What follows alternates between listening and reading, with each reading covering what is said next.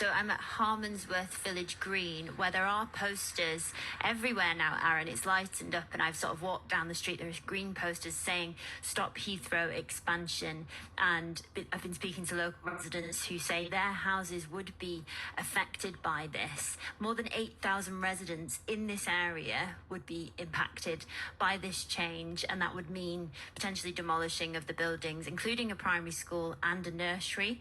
And I'm here with Rob from No to the Third Runway. And Rob, you're the campaigns manager, aren't you? You started this, Rob Barnstone. We're actually on the line at Harmondsworth Hall on Summerhouse Lane, where the left of the line would be the houses that are removed, and the right of the line would be the high street, where there are more protected buildings, sort of listed buildings that would remain. Rob, just talk us through those two sides. Like, what would happen to people here? Well, from where we're standing, like you say, we're really on the boundary line here. So to our left, we see that a community that would be completely demolished. People's homes, people's local primary school, people's places of worship would be ruined. So it's going to have a really, really big impact for lots and for thousands and thousands of residents in this community, in the community of Longford, in the community of Sipson.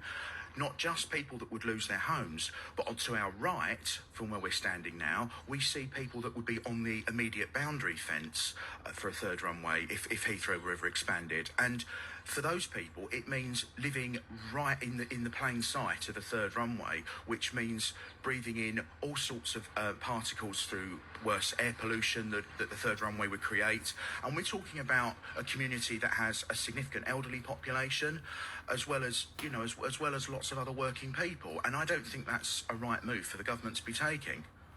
And we were just saying it's quite quiet around here at the moment, isn't it? So not necessarily loads of noise pollution as yet.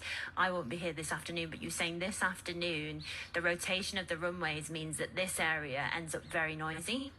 Yeah, the runways rotate at 3 o'clock, and that's in order to provide some respite for communities under the flight path. But let's not forget, a third runway would mean 700 additional flights per day, and they've got to communicate that, and they've got to understand that residents under the Heathrow flight paths or under a new flight path are going to find that completely unacceptable.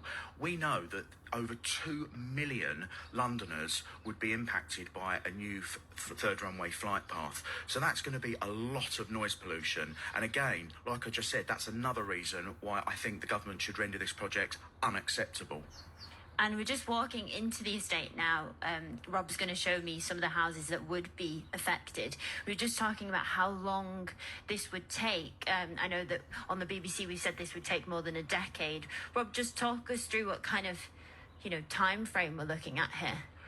Well, this project is going to be no quick fix for the government. They're after quick headlines, no doubt, talking about growth to the economy and all sorts. But this project is going to take a significant amount of time to get off the ground, if ever, to be honest. We've been debating Heathrow expansion for nearly a quarter of a century, and yet we're still no further forward with it. That's because this project is completely undeliverable, and frankly, the government should stop chasing short-term headlines and realise that this project fails the government's 4 tests on Heathrow expansion and look towards other means of creating economic growth rather than plonking everything at this West London community, which would be so destructive for the reasons that I've said. Thank you, Rob. And Aaron, just to note as well, we're going to be in the Five Bells pub, which is in the local village, where they have invited people down to watch Rachel Reeves' speech just after 10, and getting obviously local reaction there. Jem,